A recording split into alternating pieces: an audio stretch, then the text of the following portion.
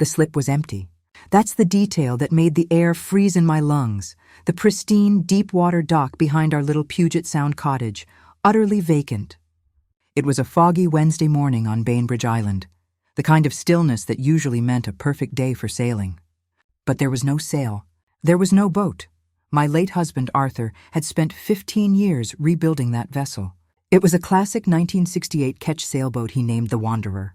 Now, 7 months after his unexpected passing, only the thick mooring line, neatly coiled by the dock cleat, remained. I stood on the treated wood planks, the damp chill soaking into my wool sweater. 15 years of his meticulous work vanished overnight. I didn't need to ask. I knew. My son Richard had done it.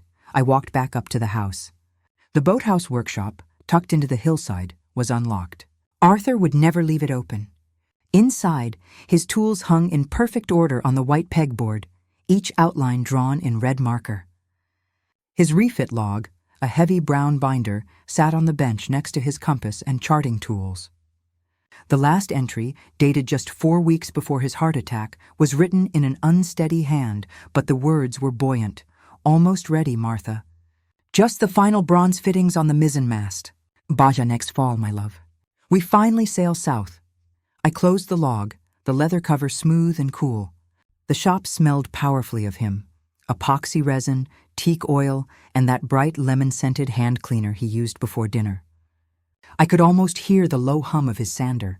The sudden, gut-wrenching grief was replaced by a cold, surgical clarity, the kind I relied on during my 4 decades as a surgical nurse. Breathe, assess, act. I was walking back toward the kitchen when the familiar, aggressive roar of a German engine pulled into my gravel driveway. Richard's leased black Audi A4. I watched from the window as he got out, his 3-piece suit looking ludicrously formal in our rustic setting. 35, a rising star in corporate finance, and still incapable of honest eye contact when he'd crossed a line. The passenger door opened, and my daughter-in-law, Bethany, emerged. She was an absolute vision, as always. A tailored camel coat, perfect chestnut hair, and sunglasses that obscured half her face. She looked at our simple, weathered home with an air of sophisticated impatience. Richard stopped at the base of the porch steps. "Mom, we need to talk." I walked down, stopping only when I was within 2 feet of him. "Where is the boat, Richard?" He flinched, stuffing his hands into his trouser pockets. "That's what I came to tell you. I sold it. I waited." The words were simple, but their meaning was an earthquake. "I sold it yesterday afternoon. You were at your book club." He looked at the empty slip over my shoulder. "I had to, Mom. Bethany has been planning this luxury charter trip in the Mediterranean for months. It's critical for her networking, her whole new consulting venture. I couldn't let her down." The breath caught in my chest. "That was your father's life on the water. It was just sitting there." "Dad's gone! You don't even know how to sail it, Mom." "It was going to rot in the slip." His voice rose, defensive and sharp. "I got a phenomenal price for it, too. $18,000. That's fair for an old wooden hull, regardless of Dad's fiddling. $18,000. For a documented museum-quality classic ketch that Arthur had restored down to the last piece of brass, a project spanning 15 years. For the legacy he had promised would be ours. I wanted to grab him by his silk tie and shake him until he saw the betrayal, but the cold control of the surgical theater took over. "When did you take it?" "Last week. I still had the extra key to the boathouse. I never gave it back." Before I could respond, Bethany joined us, her presence instantly taking up all the air. She placed a hand on Richard's arm, her perfect smile in place. "Carol, we're finished with this discussion. The boat is sold, and the funds have been wired for our charter in Monaco. It's an investment in Richard's future and mine. This is between my son and me," I repeated, my voice steady. "And I am his wife. We are a unit." The boat was an unused asset. It's logical to liquidate for liquid capital. Her voice was like smooth, cold glass. "It was his father's." "And his father is gone," she cut in, her tone utterly devoid of emotion. "Richard is moving forward. You should try to too, Carol. We'll send you photos from the French Riviera. The yacht harbor is stunning." The intentional malice in the comment was like a physical blow. She knew exactly what that boat, and that dream of sailing, meant to me. Richard finally looked at me, a brief flash of misery in his eyes. "We have to go, Mom. We have an early flight." They retreated to the Audi. As they pulled away, I watched until the black sedan disappeared into the fog. I was left alone on the damp gravel, staring at the empty boat slip where the Wanderer should have been. I returned to the workshop, picked up Arthur's log, and reread the last page. "Baja next fall, my love." I closed the binder and sank onto his old stool. All those years of Arthur carrying his dream, and now, my son had sold it for a 2-week vacation charter. The phone rang the next morning at 7:10 a.m. I was already up, sitting at the kitchen island, tracing the complex diagrams Arthur had drawn for the boat's custom diesel engine. The number was blocked. I answered on the 4th ring. Mrs. Marsden. A man's voice, quiet and gravelly, like he hadn't slept. "My name is Ethan Cross from Cross Marine and Salvage. I have your husband's boat." My heart gave a heavy thump. "The catch? The Wanderer? Your son dropped it off Tuesday. Mrs. Marsden, you need to come down here. Now, please, there is something Arthur wanted you to know about that boat." "Who are you, Mr. Cross?" "Arthur was my sponsor, my friend. He saved my business and me 25 years ago. I should have talked to you at the service, but I couldn't stand up. I'm sorry. Please, can you come?" I remembered him vaguely from the funeral, a large, stoic man standing far in the back. I took down the address, a working harbor down in Tacoma. "I'll be there in 35 minutes. The drive down was quick. The Tacoma harbor area was noisy, full of working cranes and the smell of salt and diesel. Cross Marine was a large, clean building tucked between 2 warehouses. Behind a tall chain-link fence, I saw a handful of old, beautiful wooden boats. And then I saw her. The Wanderer, gleaming white against the gray water, tied to a sturdy dock. A burly man with a weathered face and kind, sorrowful eyes was waiting for me. Mrs. Marsden, Ethan Cross. I shook his large, calloused hand. "Your husband gave me a chance 25 years ago," Ethan began, his voice thick. "I was fresh out of the Navy, had a dream of running my own marine yard, but I was blackballed by a bad business partner. No bank would touch me. Arthur, a complete stranger, co-signed a $40,000 line of credit. He risked his home, his life, for me. He looked out at the water. I paid it all back. This yard exists because of his belief. He never told you, did he? He never told anyone. When your son brought in the Wanderer Tuesday, I knew it immediately. Arthur would show me photos of that boat every time we spoke. He was so proud of the final brass work. Richard said he sold it to you. He did. Paid him the $18,000. But that boat, Mrs. Marsden, is legendary in the vintage sailing community. Your son didn't know what he was selling. I asked him if he knew the value. He said $18,000 was generous. I braced myself. What is the true value? Ethan's eyes were steady. That is a fully documented, museum-quality catch. The engine alone is a custom rebuild. Conservative value, Mrs. Marsden, is $195,000. The number hung there, vast and unreal. Sold for 18. I sat heavily on a nearby mooring block. I bought it because he was desperate, talking about a luxury charter for his wife. But Mrs. Marsden, that boat was never mine to keep. Why are you telling me this? Because Arthur made me promise 4 years ago. Ethan helped me up. Come aboard. There's something you need to see. He led me onto the dock and stepped onto the Wanderer. The teak deck was immaculate. I followed him into the small cabin below. It smelled of canvas and varnish and old dreams. Ethan pointed to the main navigation station. 4 years ago, Arthur asked me to help him install a custom feature, a hidden compartment right behind the main electronics panel. Why? I whispered. He said if anything ever happened to him, I had to ensure you found it. He made me swear. He told me, "This is for Martha, and only for Martha." Ethan showed me the release, a subtle push on a brass fitting, and the panel swung open. In the dark space behind it were 3 things. A thick manila folder, a sealed envelope with my name on it in Arthur's script, and a small, heavy iron box containing a single brass key. Ethan backed out of the cabin. He told me not to look. "I'll be on the dock." I pulled out the letter, my hands shaking. "Martha, my compass. If you are reading this, I'm at my final anchorage. I am sorry I kept this from you. I know you would have wanted to face it together, but I needed certainty. I've been quietly investigating Bethany for a year and a half. She is not Richard's wife. She is a fraud. Her real name is Linda Court. She has done this before, twice in California and Nevada. In this folder is the proof: photos, documents, and contact information for her previous victims. Her pattern is the same. She targets grieving men with inherited property. She is going to target the house, Martha. She will convince Richard you are aging, that you need supervision, that the house must be sold for your care. I subtly confronted her, but she's flawless. Richard won't see it without definitive proof. The key in the iron box is for our safe deposit box at the Island Trust Bank, Box 112. Inside are the stock certificates. You are secure. Ethan knows to call you if the boat leaves the dock. Trust him. Protect yourself, my love. Protect Richard. He is her victim too. I love you. I'm still standing watch for you. Arthur. I read it, the tears coming now, quiet and scalding. Arthur, my steady, quiet man, had spent his last months running a secret counter-operation. I opened the folder. Inside, photos of Bethany at 2 separate weddings with 2 different older men.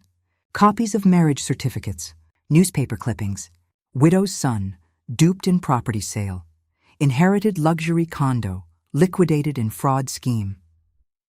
Arthur's detailed, handwritten notes about Bethany's probing questions on the house. My health and our investments filled the pages.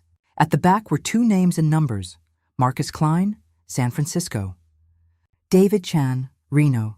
His final note: she's too good. Need Richard to discover this himself, or he won't believe it. Finish this for me. I closed the folder, pressing it against my heart. 8 months of quiet grief, and he had been a warrior the whole time. I climbed out of the cabin. I need to call these men, I told Ethan. I need to know what she did to them. My office is yours, Mrs. Marsden. Take your time. And remember, she is not going to win this. I walked toward the office, clutching the secrets my dead husband left me. I closed the door, the phone in my hand. Arthur had given me the weapon. Now I just had to fire it. Do you know where your greatest strength comes from? I sat in Ethan's small, quiet office, the salt air outside muffled by the thick walls. The manila folder lay open on the desk, and I felt the weight of Arthur's last months of worry pressing down on me. I stared at the 2 names written in his careful script: Marcus Klein, San Francisco. David Chan, Reno. I dialed the first number, my hand unsteady. I put the phone on speaker and nodded to Ethan, who sat across the room, watching the security monitor feed of his yard. Hello, Mr. Klein. My name is Martha Marsden. I'm calling because my son is married to a woman named Bethany. A profound, heavy silence fell on the line, then a weary, drawn-out sigh. I've been waiting for this call, Mrs. Marsden. I knew it would come eventually. I gripped the edge of the desk. Can you tell me what happened? Marcus Klein sounded like a man permanently tired. He was 62. He told his story slowly, each detail delivered with the forced precision of someone who had rehearsed this tragedy 1,000 times. He met Bethany, who was using the name Linda Court then, at a grief support group 6 months after his wife passed. She was volunteering, he said. Charming, attentive, a wonderful listener. She expressed deep empathy, claiming to have lost a close family member herself. He was lonely, desperately lonely, and she made him feel seen again. They married 8 months later. His close friends expressed concern. It was too fast, but Marcus dismissed them. He believed he was finally finding joy again. Soon after the wedding, the comments started, small and insidious. Your father seems confused about his medication, Marcus. Did you notice how tired your mother was yesterday? His parents were elderly but entirely independent, living in the family home nestled in the hills overlooking the bay. But the constant, gentle questioning worked on him. Bethany would casually leave articles about elder care fraud or memory decline on the kitchen counter. Over months, she slowly, subtly built the narrative that his parents were a danger to themselves. She found a facility for them, Mrs. Marsden, Marcus said, his voice cracking. A beautiful assisted living place in Sonoma. $18,000 a month. She convinced me they deserved the best care possible, that I couldn't risk leaving them alone. The only way to pay for it was to sell the house, the one my father built 40 years ago. He convinced his parents it was for their safety. They signed the papers. The house sold for $410,000. The money went into a new joint account with Bethany. His parents moved into the facility. 2 weeks later, Bethany was gone. She cleaned out the account, Mrs. Marsden. Every penny. No forwarding address, no way to track her. I filed police reports, but because I willingly put the money in a joint account, it was considered a civil matter, technically legal theft.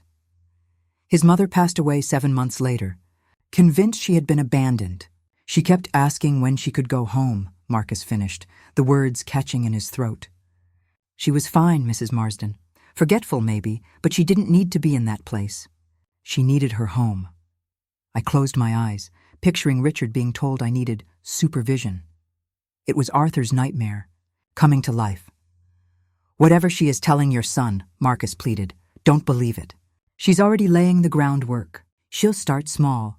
Comments about you forgetting things, seeming tired. Then she'll escalate. She won't stop until she gets the house. Thank you, Mr. Klein. I promise you, I will stop her. I hung up, needing a moment to absorb the calculated devastation.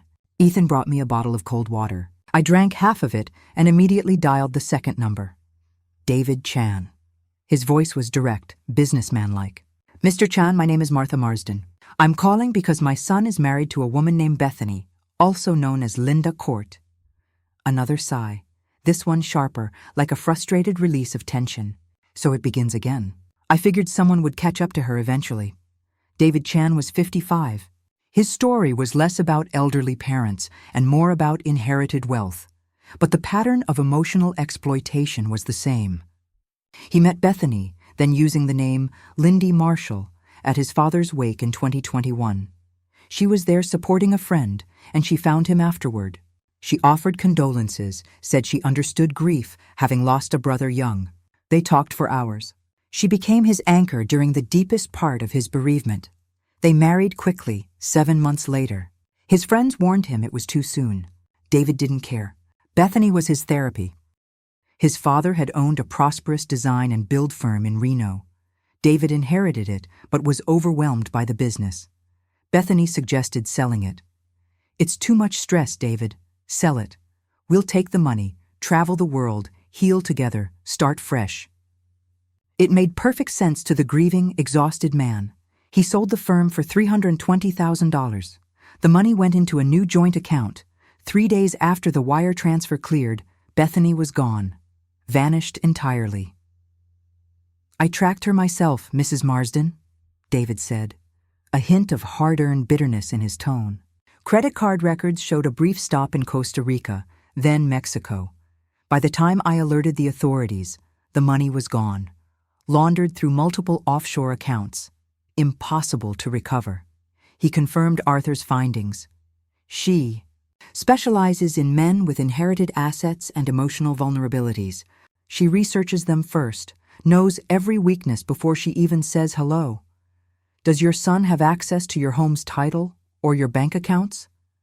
Not yet, but she is clearly setting the stage. Then you have time. Stop her before she gets him to sign anything. She will destroy his future.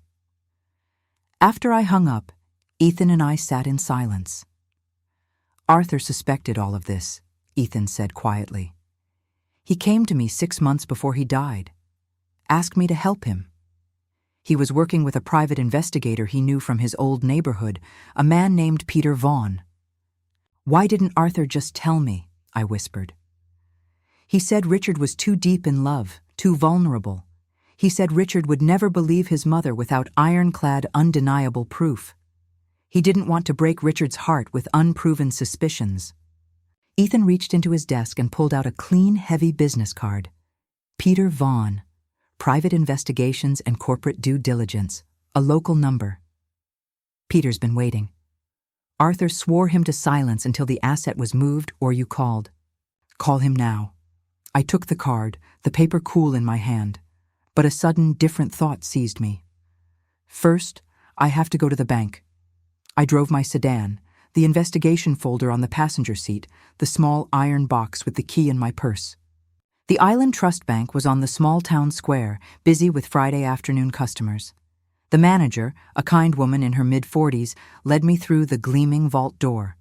Box 112. The key fit perfectly. Inside was one thick envelope. I opened it. Stock certificates neatly preserved in a plastic sleeve. Attached was another note from Arthur. Martha, my security. I bought this stock in '99 as a favor to a patient. His son was starting a biotech firm and needed investors. I gave him $8,000, never expecting to see it again. Found these files last month while organizing. I looked up the company. I nearly passed out. This is worth far more than we ever saved. This is for you, my love, for your future, for absolute independence. If you are reading this from the safe deposit box, something happened to me. Sell these when you're ready. Travel. Stay independent. Do not let anyone convince you otherwise. You are secure. Arthur. I walked to the bank manager, the stock certificates feeling light as air. Can you please tell me the current value of these shares? She took the documentation, typed on her computer, and her eyes widened in a way that made my own stomach clench. Mrs. Marsden, this company, Biogenesis Labs, went public 3 years ago. These shares are currently valued at approximately $455,000. I had to sit down. Just sat. $455,000.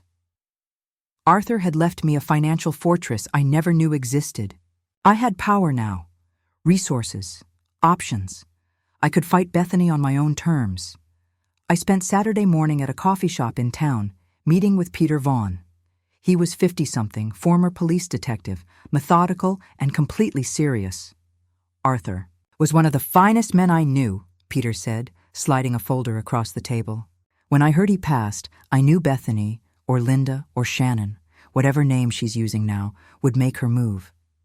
He swore me to secrecy until you contacted me, or until she actively started harming you. He showed me the printouts. Bethany's digital footprint from the last 3 months. She had been active on eldercare forums under a pseudonym. Questions about how to encourage a resistant, aging mother to accept full-time care. Cost breakdown for upscale memory care facilities. Her web history showed searches for Costa Rica luxury villas and offshore banking. Then, the financial report. Credit cards in Richard's name. 4 cards, $45,000 in revolving debt. Charges for high-end clothes, jewelry, extravagant dinners, and the Monaco charter deposit. Richard's salary as a mid-level manager is maybe $80,000 a year, Peter stated. He can't support this. She is building a mountain of debt for him, and when she leaves, the house is supposed to pay for it all. Peter laid out his projected timeline based on the previous 2 victims. Phase 1, the luxury trip, Monaco. Phase 2, the next 3 months, the subtle campaign against my competence begins. Phase 3, 4 to 6 months, she suggests assisted living. Phase 4, 6 to 8 months, she convinces Richard to sell the house for my care. She is in the setup phase now, Peter concluded, closing the file. When they get back, the real campaign against you begins. We can't call the police yet. She hasn't committed a crime here. The previous scams were civil matters in California and Nevada. Until she actively takes money or attempts forgery here, the police will simply tell us, this is a family dispute. So we wait for her to hurt us? We document. We build the case now. And Richard has to see the truth himself. If you just tell him, she will convince him you are paranoid. He has to discover the pieces of the puzzle. I understood. Richard was already conditioned to trust his wife over his own father's suspicions. That evening I sat at my kitchen table, documenting every unsettling incident I'd dismissed over the last 2 years. Richard asking if I'd updated my will recently. Bethany taking photographs of the interior of the house during a visit. Richard asking if I'd forgotten about a dinner date we never scheduled. A brochure for Pacific Shore assisted living falling out of Bethany's purse. The pattern was unmistakable. Bethany was methodically constructing a narrative that I was in decline, preparing Richard to believe his mother needed help and that the house was the only way to fund that care. I thought about the stock certificates hidden in the bank vault and the investigation file hidden in the boat. Arthur knew exactly what he was doing. The vault was for security. The boat, His own private space in the water was the only place Bethany, who hated the smell of the sea, would never go. Arthur protected me in every possible way. Left me money, left me evidence, left me people who would help. Now my job was to save my son.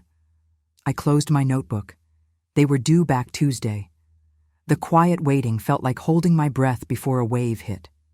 What would you do to save your child from disaster? They returned from their Mediterranean charter on a Tuesday evening.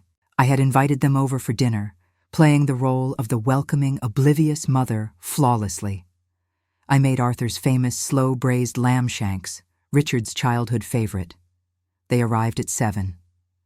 Bethany looked rested and deeply tanned, draped in clothes I hadn't seen before, a silk jumpsuit, gold jewelry, and an expensive leather bag. Richard looked surprisingly worn, the stress lines around his eyes deeper than when he left.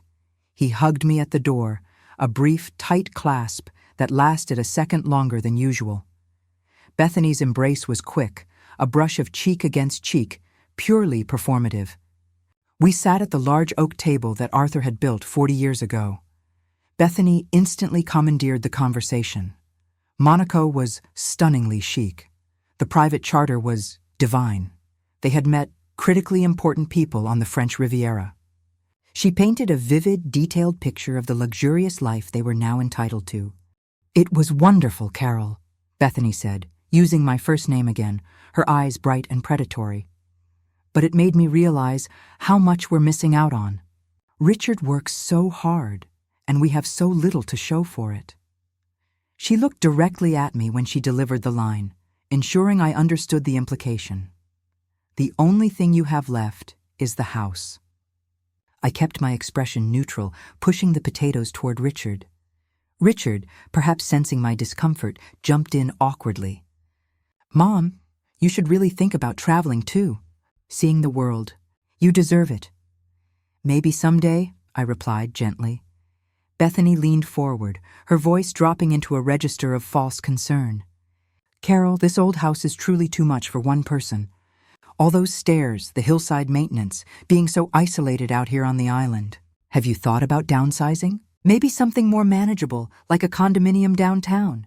There it was, the first direct strike, the words Arthur warned me about.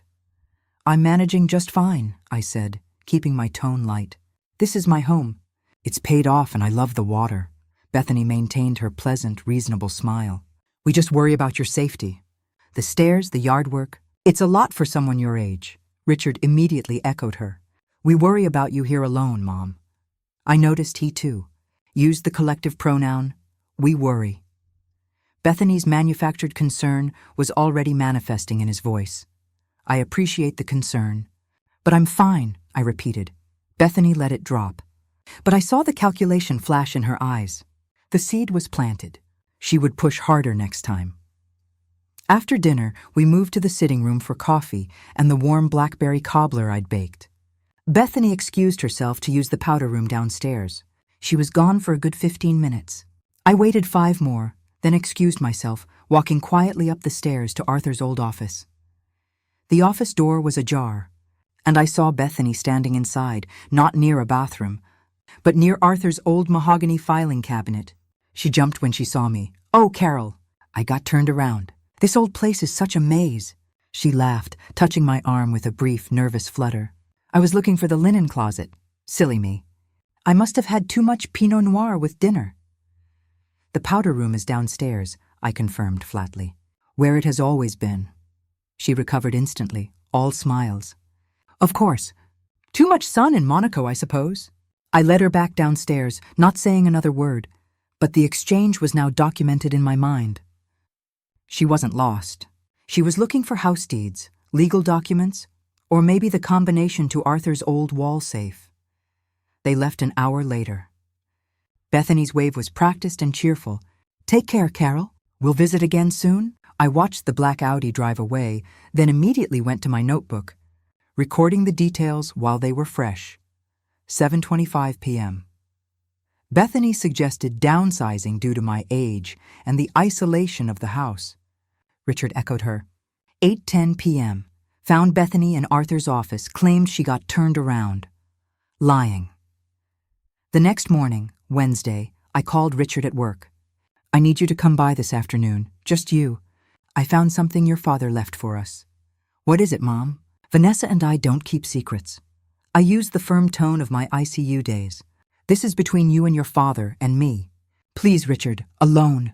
A long, tense silence stretched across the line. Fine. I'll tell Bethany I have an inventory audit at the main branch. 3 o'clock. He arrived precisely at 3, looking palpably nervous. I had coffee ready, and Arthur's investigation folder sat conspicuously on the kitchen table. He saw it, and his shoulders immediately tensed. Mom, if this is about the boat again, I'm just going to leave. Sit down, please.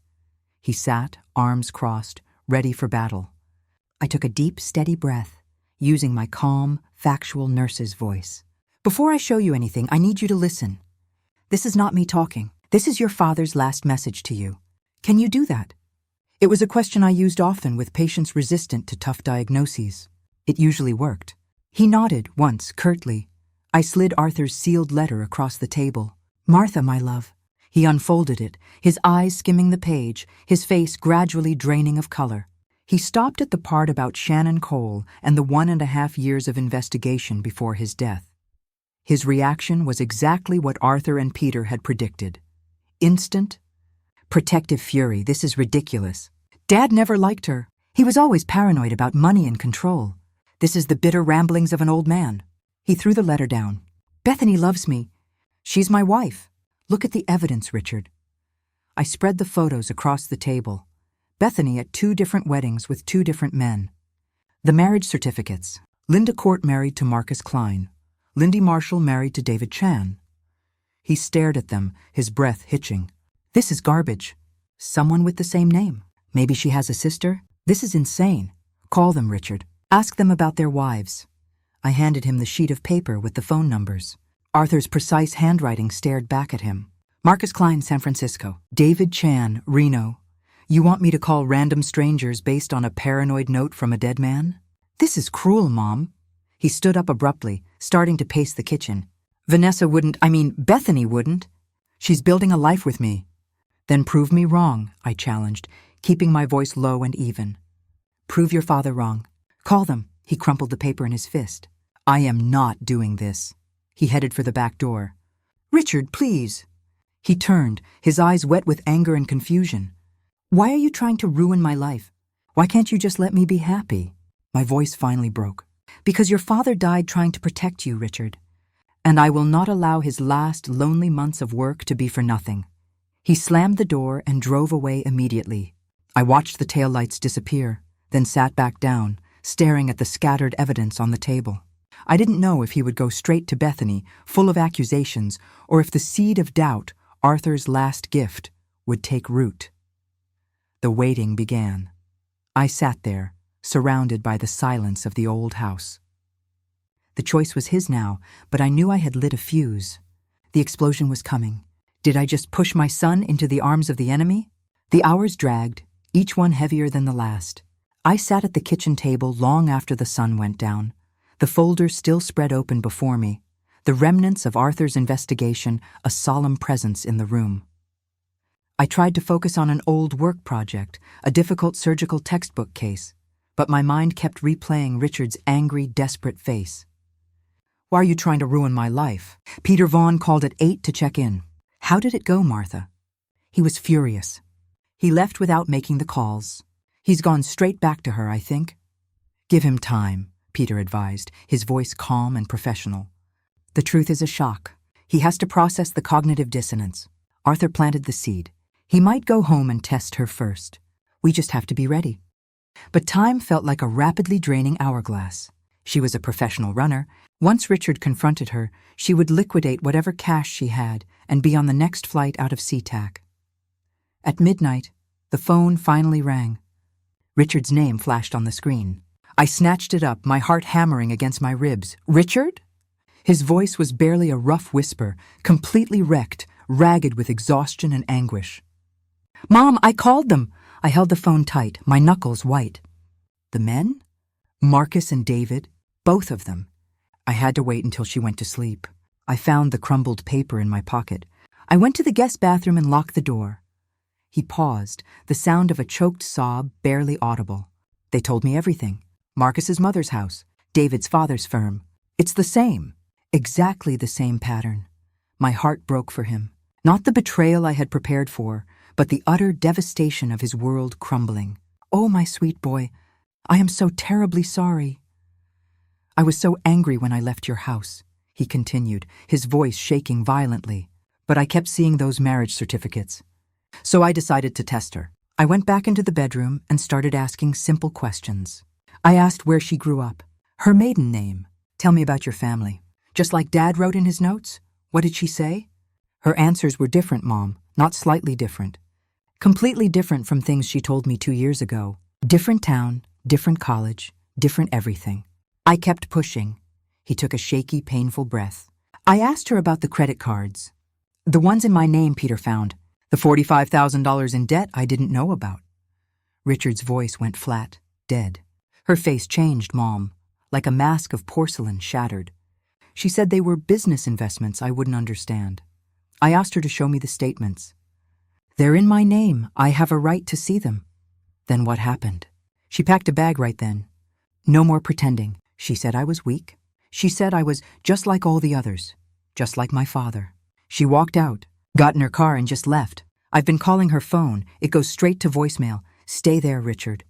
I'm calling Peter Vaughn right now. I hung up and dialed Peter, who answered on the first ring, clearly having been waiting by his phone. I relayed Richard's account in quick, breathless fragments. I'm already tracking her through the credit cards, Peter said immediately. She checked into the SeaTac Airport Marriott 30 minutes ago. She's definitely leaving. Can you stop her? She's made multiple cash withdrawals from ATMs in the last 2 hours. About $15,000 total. And she just booked a flight. One way to Cancun, 6:30 a.m. departure. He paused, the tension radiating even through the phone line. She's running, Martha. But I found something else. The name Vanessa Cortland, the name your husband's research found her using previously, is a stolen identity. This woman's real name is Linda Marsh. Can the police arrest her for that? I've been in contact with detectives in San Francisco and Reno. They're issuing warrants for fraud and identity theft. If we move now, we can get her at the airport before she boards. What do you need from us? Richard's full cooperation.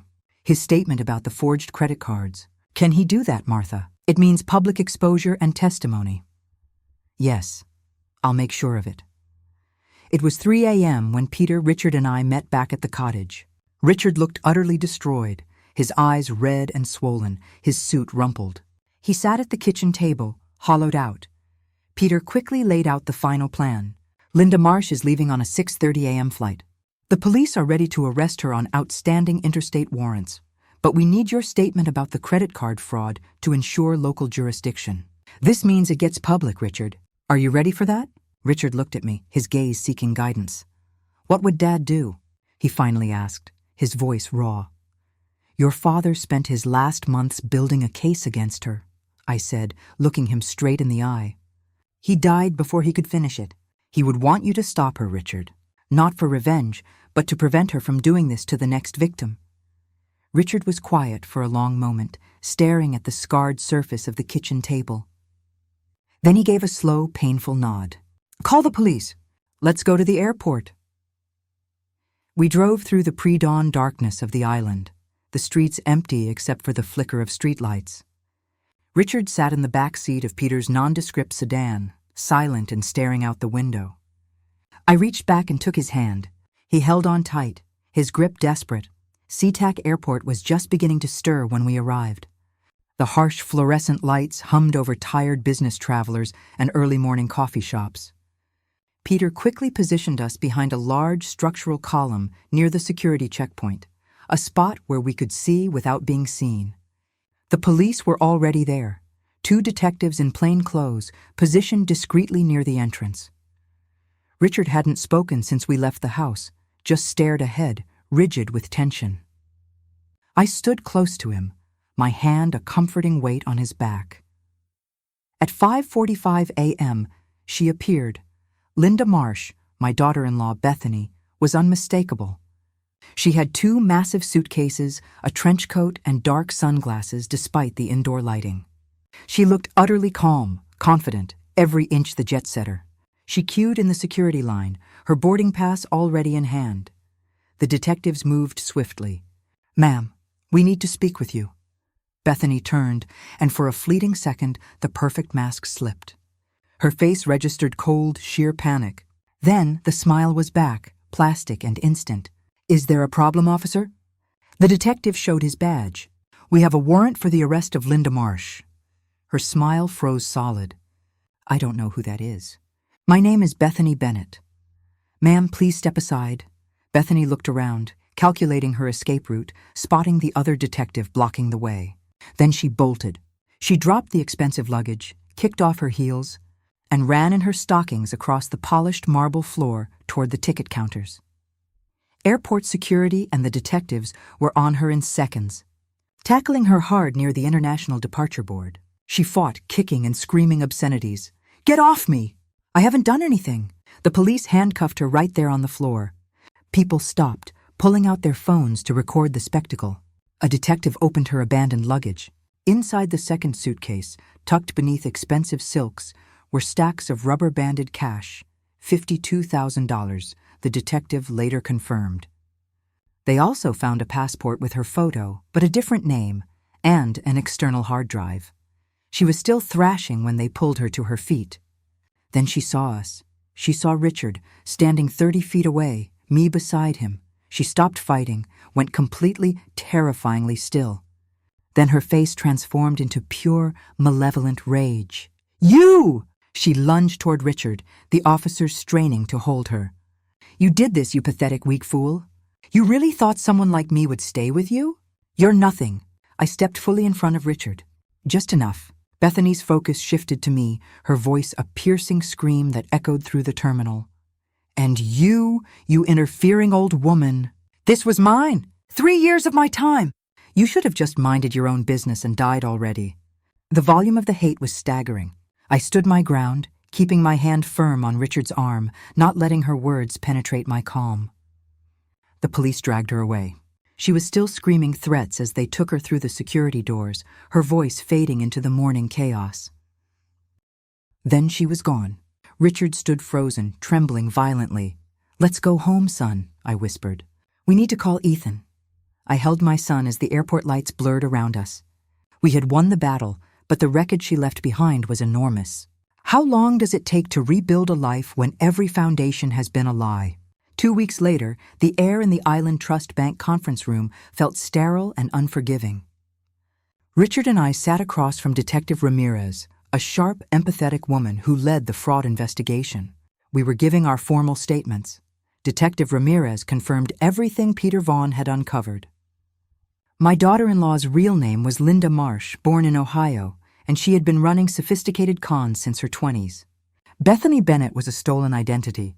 The real Bethany Bennett had died in a car accident years prior, and Linda Marsh had been operating under her identity for the last 6 years. They had uncovered 5 previous victims, going back 8 years. Charges were now filed in 3 states, California, Nevada, and Washington, covering identity theft, fraud, and theft by deception. The prosecutor was confident they would secure a plea deal, 12 to 15 years in federal prison. The cases of Marcus Klein and David Chan were being reopened with the new evidence, giving them a chance to recover some of their funds through civil suits. Richard's massive credit card debt, the $45,000 worth of fraudulent charges for the expensive clothes and the Monaco charter deposit, was mostly forgiven through approved fraud claims. A month later, Richard showed up at my front door with 2 large, slightly scuffed suitcases. "Can I stay here, Mom? Just for a while?" he asked, looking profoundly defeated. "Of course, my love," I said, stepping aside. He took his old bedroom, the room he left a decade ago to pursue his corporate life in the city. The walls still held faint outlines of old football posters, and his high school trophies were dusty on the shelf. His marriage to Linda Marsh, Bethany, was annulled. It was never legally valid since she married under a stolen identity. He immediately started therapy, twice a week, on Tuesday and Thursday evenings. Some days, he was okay. He'd make coffee, helped me prune the climbing roses, and even managed a strained smile occasionally. Other days, he barely spoke, retreating to his room, emerging only for meals. I didn't push. Years of nursing taught me that emotional healing is never linear. It's a messy process that requires safety and time. I simply kept the space secure, made his favorite meals, and left the lights on. The week after Linda Marsh was sentenced, I handled the remaining financial wreckage. I paid off the final $5,000 of his debt that the fraud claims hadn't covered, writing the check without comment. The stock certificates Arthur left me gave me choices I never expected. The $455,000 was more money than Arthur and I had saved in our entire marriage. I thought about the victims. Marcus Klein, whose mother died heartbroken in an assisted living facility she never needed. David Chan, whose father's 40-year-old firm was sold and the money stolen. I sent each of them a check for $10,000. I attached a brief note to Marcus, "For your mother's memory, from someone who understands." Martha Marsden. I sent similar words to David. For myself, I decided to stay in the house, just as Arthur had intended. I might take small trips, perhaps a cruise, but I would stay independent. 2 months after the airport confrontation, on a quiet Saturday morning, I heard it. An engine rumble outside. Deep, powerful, and profoundly familiar. I looked out the kitchen window. The Wanderer sat tied to the dock in the slip, her hull gleaming white, her mast soaring into the misty air. Ethan Cross stood on the dock, coiling a line. My chest went tight. Richard was upstairs. I heard his door open and his quick footsteps on the stairs. He'd heard it too. We both walked outside, stopping on the porch. Ethan looked up, his weathered face softening into a smile. "Bringing her home where she belongs," he called out. Richard stared at the sailboat, unable to move or speak. Ethan walked toward us, holding out the brass keys to the ignition and the cabin. "This was never mine, Mrs. Marsden," Ethan said to me. "Arthur built her for you, for your future." I struggled to find words. "Ethan, you paid Richard $18,000. "I know," he interrupted, shaking his head. "But this boat is worth more than money. Arthur would want you to have her, want Richard to learn her the way he planned.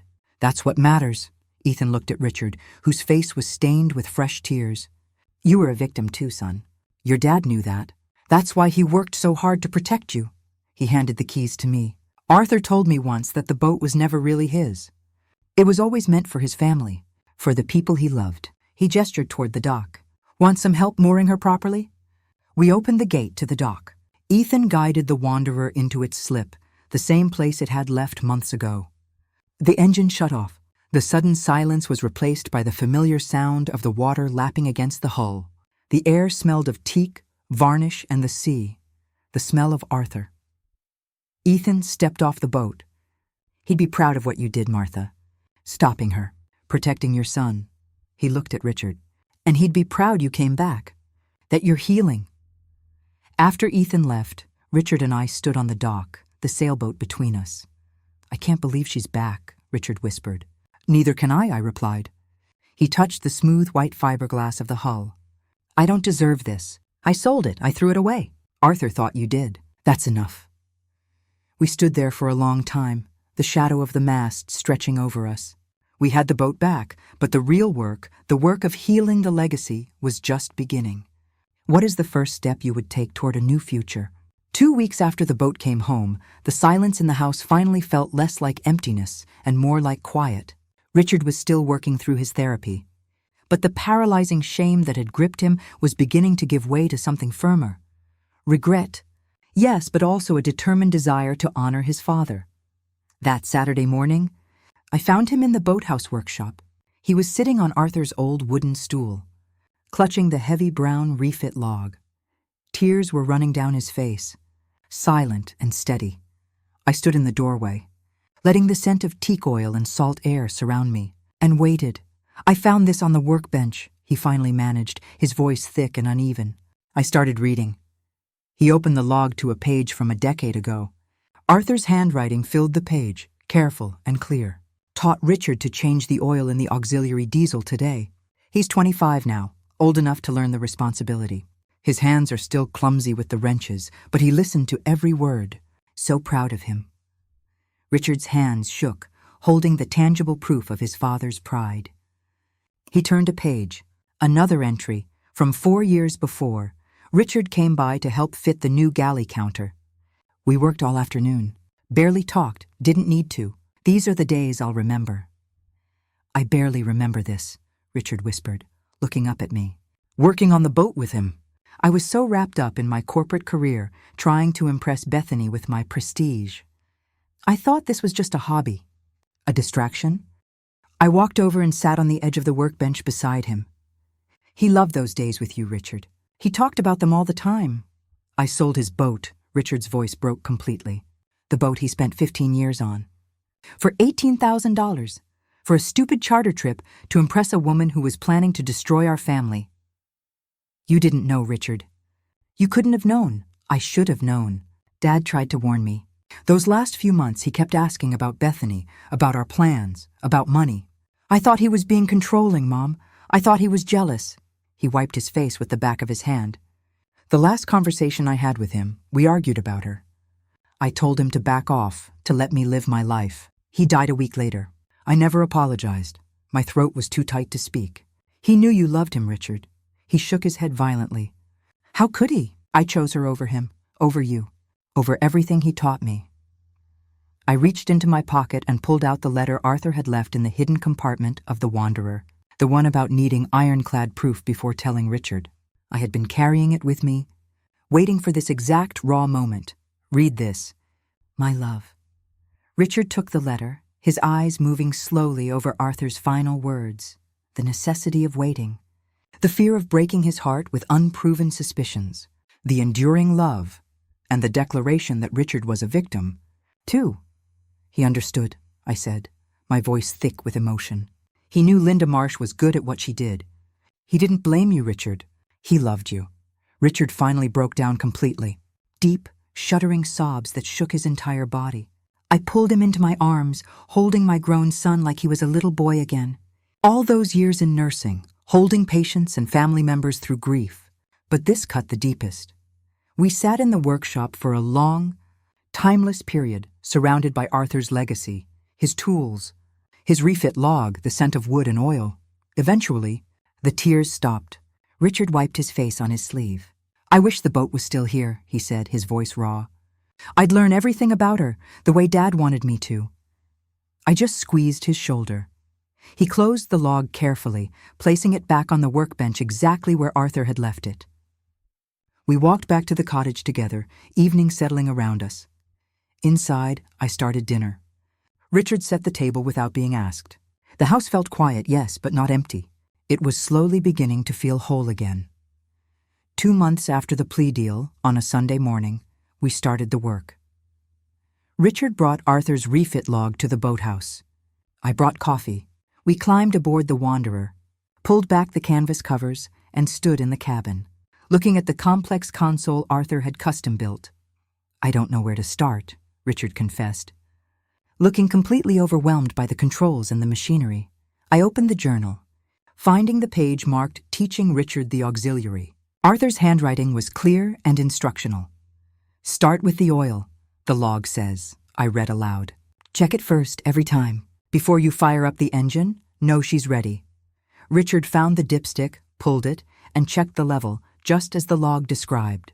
His hands were steadier now, the 2 months of therapy showing. We spent the entire morning going through the boat together, checking fluids, examining the bilge pump, testing the navigation systems, physical, methodical work. Following Arthur's notes step by step, Richard's confidence grew with every hour. I saw Arthur in his movements, the careful attention, the gentle touch with the wiring. By afternoon, he was genuinely smiling. I forgot how much I love this, Mom, he said, leaning against the mast.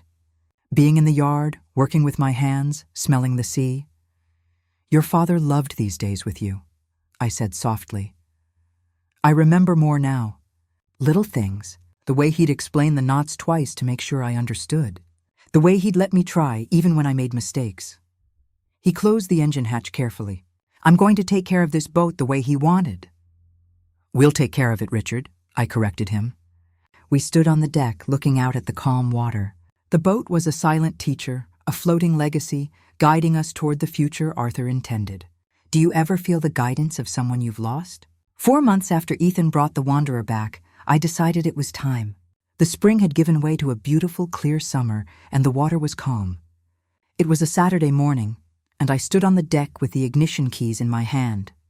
Richard came down to the dock, carrying my thermos of coffee and his father's refit log. He looked healthier, the anxious, hollowed-out look finally gone from his face. "You ready?" he asked quietly. "I think so." We got on board. Richard sat in the passenger seat of the cockpit, me behind the wheel. The brass fittings gleamed, polished recently by Richard. The leather of the helm seat was cool under me, worn smooth where Arthur's hands had gripped it for years. I adjusted the mirrors, checked the instruments, the way the journal had taught us. I turned the key. The auxiliary diesel engine roared to life, deep, powerful, and clean. It was the sound of Arthur's work, his patience, and his enduring love. I could feel the vibration in my chest. I backed the Wanderer carefully out of the slip. Richard sat tense, his hand resting lightly on the door handle, nervous but trusting. I opened the throttle. We moved out into the calm waters of the Sound, heading toward the main channel. Windows down, the salt air fresh and cool, the engine purring smooth and strong. Richard laughed then, a genuine, unrestrained burst of happiness I hadn't heard in years. "Dad would lose his mind right now," he said, shaking his head. "In the best way. He taught me to drive a stick shift when I was 16, and I stalled it 6 times in a row. He never got frustrated. This feels easier. We sailed with no destination, just driving, past the ferry lines, past the distant skyline of the city where Richard had chased his empty corporate dreams. The Wanderer responded perfectly. 15 years of restoration paid off in every turn of the wheel, every smooth shift, every mile on the water. After an hour, I turned the boat toward home, pulling her gently back toward the cottage dock.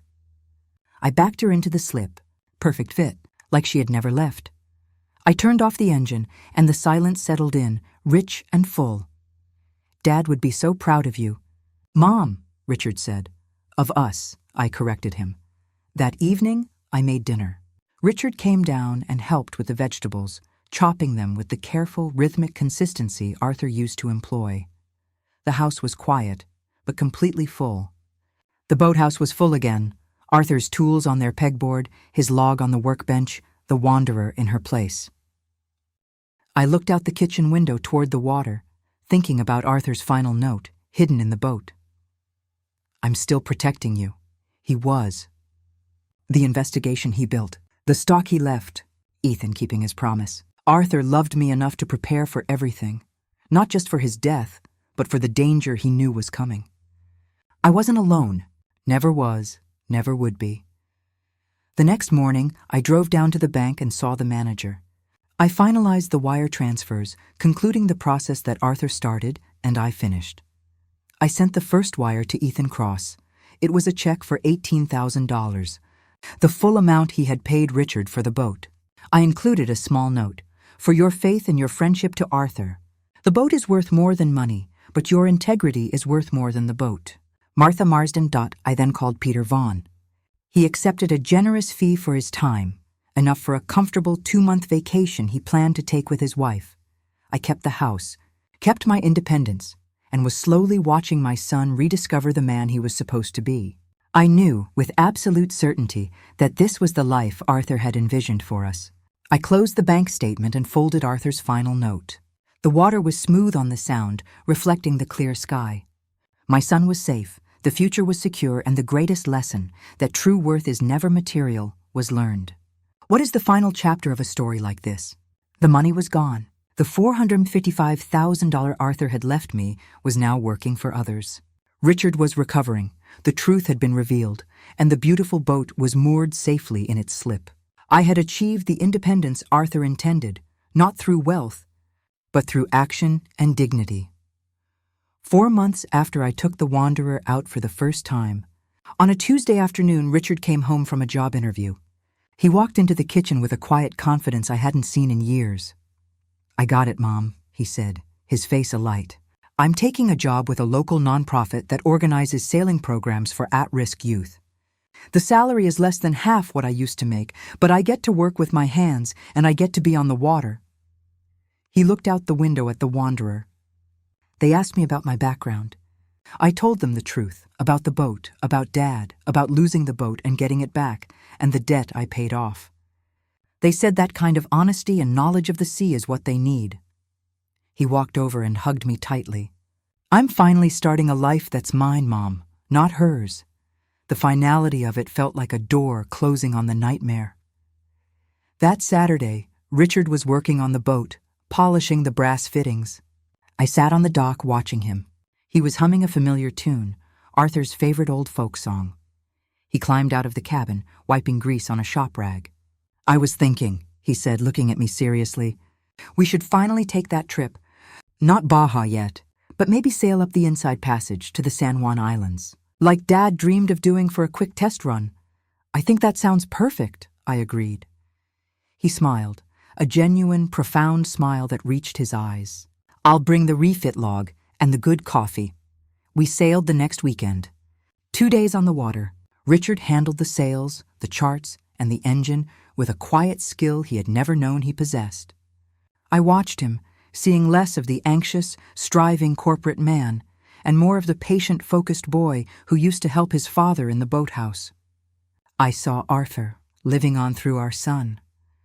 I remember sitting in the cockpit as the sun set over the water, the air tasting of salt and pine. Richard was below deck making coffee. The boat rocked gently. I closed my eyes and whispered the words to the sea. "Thank you, my love. I finished your mission. We're safe now." It was the ultimate resolution. The money was a lifeline, but the boat was the true inheritance. It was the physical tool that forced Richard to confront his mistakes, brought him back to his roots, and ultimately led him to the work that brought him peace. We are still here in the cottage on Bainbridge. Richard moved into a small cabin near his work, but he comes home every Sunday. We spend the mornings in the boathouse, consulting the refit log, making new plans for the wanderer. The garage door is never left unlocked. I look at the empty space on the concrete slab, and I no longer see a wound. I see a profound, life-altering lesson. My late husband didn't just leave me money. He left me a path to independence and the means to rescue our son. He protected us with a steadfast love that transcended death. So that is my story. I would love to hear what you think. Would you have been able to forgive your child for selling something that precious?